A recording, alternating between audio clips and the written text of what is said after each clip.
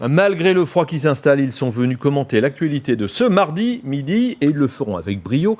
C'est une femme et un homme de parole que nous accueillons. Raquel Garrido, Philippe Bilger. Bonjour à vous deux. Alors, je dis la parole parce que vous la maîtrisez, puisque cela fait partie de votre outil de travail. Vous êtes avocate, engagée derrière Jean-Luc Mélenchon. Et là, quand on va parler de Macron tout à l'heure, je pense que ça va vous inspirer. Philippe Bilger, vous êtes un ancien magistrat et maintenant président de l'Institut de la Parole. Vous venez d'écrire ce livre que l'on voit à l'antenne, La Parole, rien qu'elle. On va commencer en faisant un tour à Davos, en Suisse. Traditionnel rendez-vous depuis près de 50 ans maintenant de chefs d'entreprise et responsables politiques du monde entier. Élite globalement acquise, on le sait, au libre-échange, invité d'honneur, et c'est une première.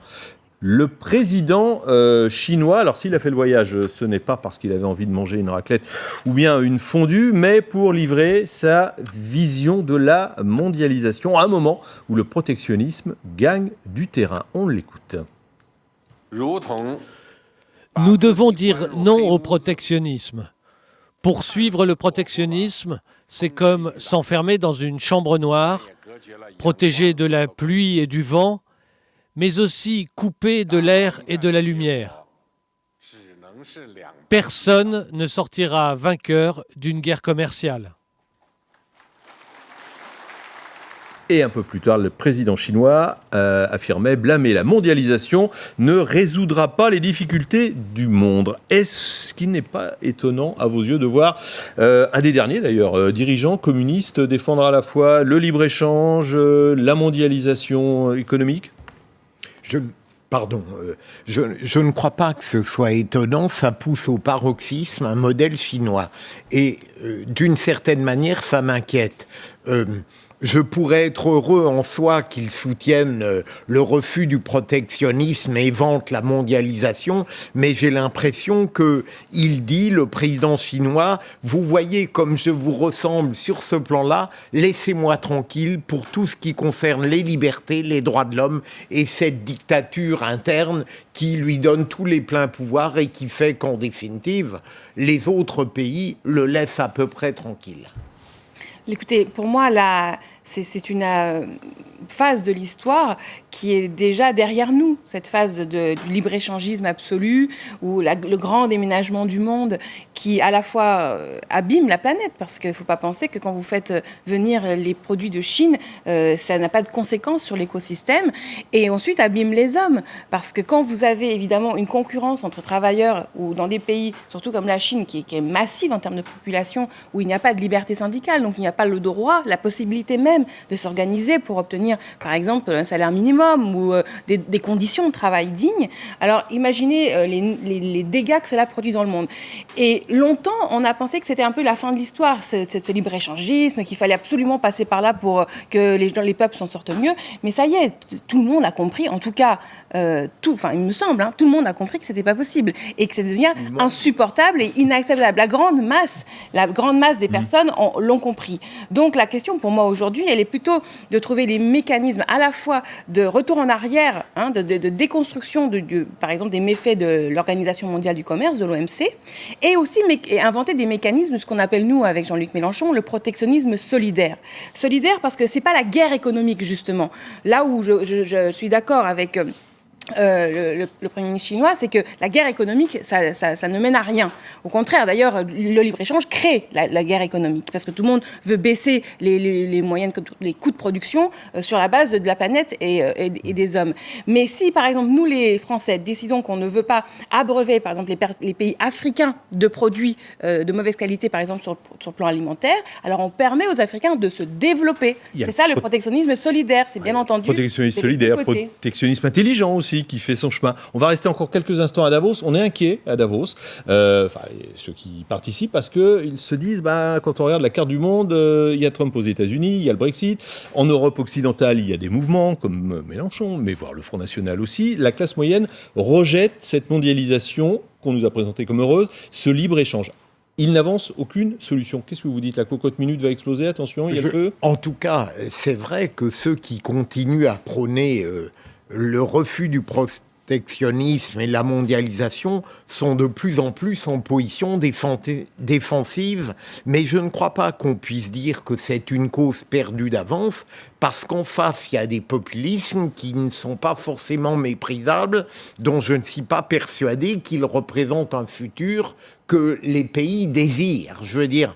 Donc, il me semble que les mouvements populistes sont résistibles et que peut-être il faudrait réfléchir de l'autre côté à ne tirer que des bienfaits de la mondialisation qui, en multipliant les échanges dans le monde, offre des perspectives, et évidemment refuser le protectionnisme qui, comme l'a dit le président chinois, serait priver les pays d'air et de lumière. Bon, on va quitter Davos, où il fait moins 14 degrés d'ailleurs, on n'a pas à se plaindre en France. On va s'intéresser au Brexit. Theresa May prononcera dans quelques minutes un discours très attendu sur ce thème.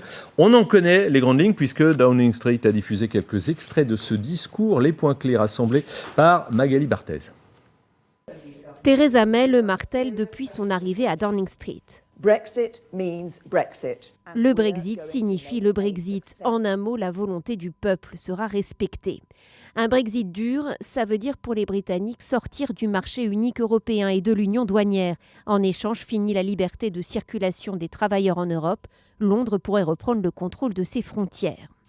Problème, impossible de couper tous les ponts avec l'économie européenne. Theresa May espère garder un accès au marché européen pour certains secteurs, l'automobile, la finance. Les Britanniques déjà menacent. Le Royaume-Uni pourrait devenir un paradis fiscal s'il n'obtient pas ce qu'il veut. Les Britanniques commencent à parler de dumping fiscal, de baisser l'impôt sur les sociétés, de déréguler. En bref, le spectre d'une guerre commerciale avec le reste de l'Europe. Une perspective qui fait chuter la livre sterling. Donald Trump apporte son soutien à Theresa May. Contrairement à Obama, il veut très vite conclure un accord commercial bilatéral avec le Royaume-Uni, persuadé que le Brexit sera un succès. Et vous, ce Brexit, ça vous inquiète, ça vous rassure? On a compris que ça devrait quand même la version un peu plus dure, qui sera annoncée dans 20 minutes maintenant. Je ne sais pas, parce que les Britanniques, enfin le gouvernement britannique, Theresa May, comme cette oligarchie bruxelloise de l'Union européenne, sont tous d'accord sur le principe même de libre concurrence et de circulation du capital, de la finance, etc. Donc sur le fond, ils sont d'accord. Ceux qui ne sont pas d'accord, ce sont les citoyens, ce sont les Britanniques eux-mêmes qui n'étaient pas d'accord avec cela. Donc il y aurait quelque chose un peu de factice et d'hypocrite à rompre tous les ponts, et puis ensuite continuer à faire circuler l'argent, le capital, les biens, les services, comme si de rien n'était. Moi, c'est peut-être un paradis fiscal qui peut se créer à nos portes. Oui, mais vous savez, le problème, c'est que on peut les taxer de cette intention de faire un paradis fiscal, mais l'harmonisation fiscale est interdite par les traités européens. Donc vous avez déjà des paradis fiscaux au sein de l'Union européenne. Être dans l'Union européenne, être dans l'euro, n'est en rien une garantie contre le paradis fiscal. Regardez le Luxembourg. Ils s'y mettent un peu, non, quand même? Non. Regardez l'Irlande. Enfin, je veux dire, le dumping entre les seins de l'Union européenne, c'est devenu la règle, puisque c'est interdit noir sur blanc d'harmoniser la fiscalité. Ceux qui espéraient que le Brexit serait une sorte de modèle pour tous ceux qui ne souhaitent pas l'Europe d'aujourd'hui me semblent être égarés, parce qu'au fond, les Britanniques vont boire le Brexit jusqu'à la lie, d'une certaine manière. Alors ensuite, elle va proposer un certain nombre de mesures. Je suis frappé de voir à quel point le chantage en matière internationale devient une forme tout à fait spécifique de gouvernement. Elle menace de faire de la Grande-Bretagne un pays, un paradis fiscal. On connaît d'autres chantages ailleurs. Lorsqu'on procède de cette manière, ça veut dire que probablement on ne sait pas comment s'en tirer.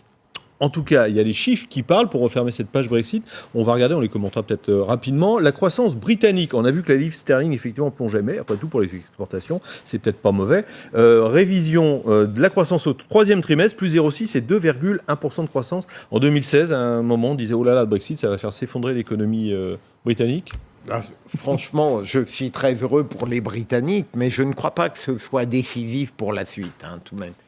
L'économie britannique, elle a été assise depuis très longtemps sur la croissance du secteur financier.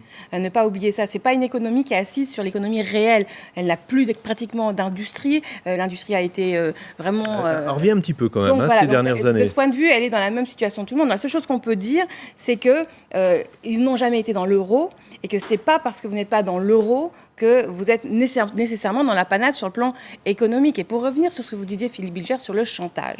Alors, la négociation, c'est quand même, à un moment donné, d'avoir un plan B. C'est-à-dire que c'est ce que nous prenons avec la France Insoumise.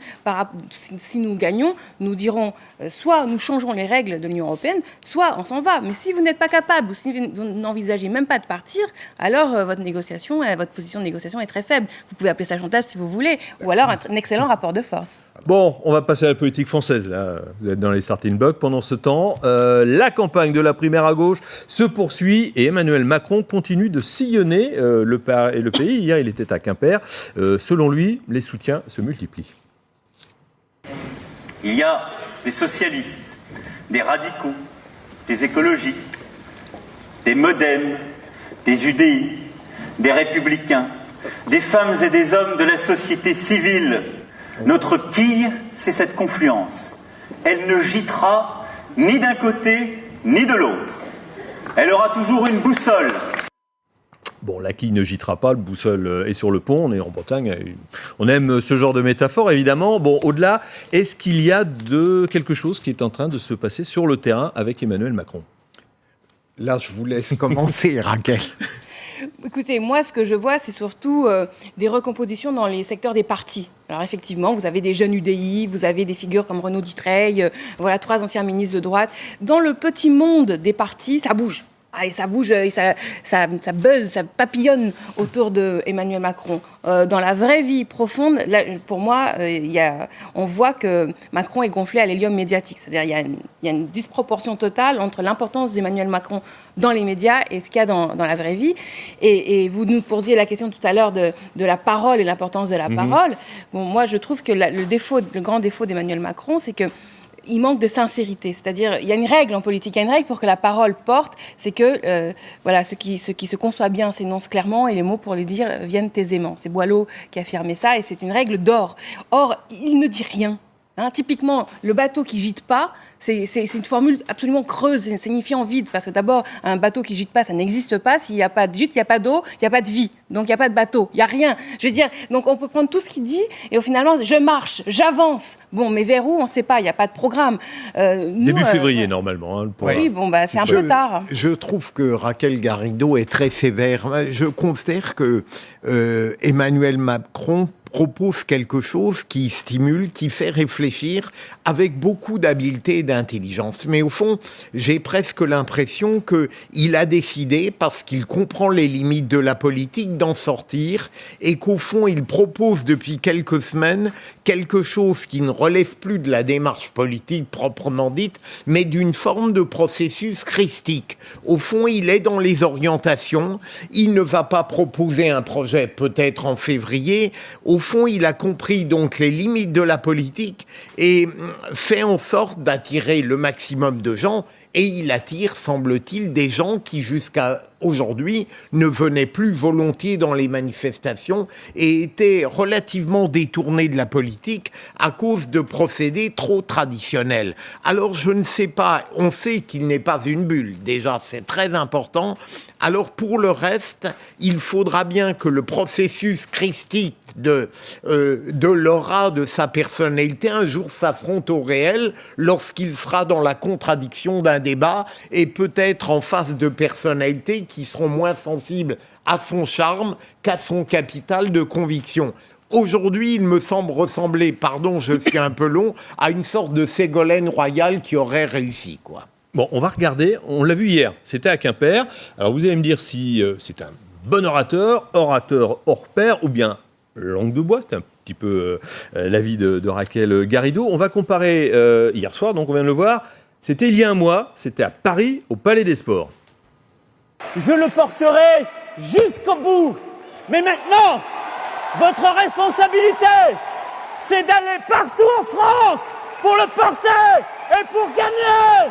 Ce que je veux, c'est que vous, partout, vous alliez le faire gagner, parce que c'est notre projet.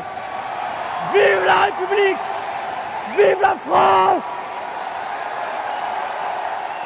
Voilà, pour rester sur cette thématique de la parole, l'utilisation de la parole, qu'est-ce que, rapidement, vous en dites de cet extrait, si on le met en parallèle par rapport à celui d'hier à Quimper?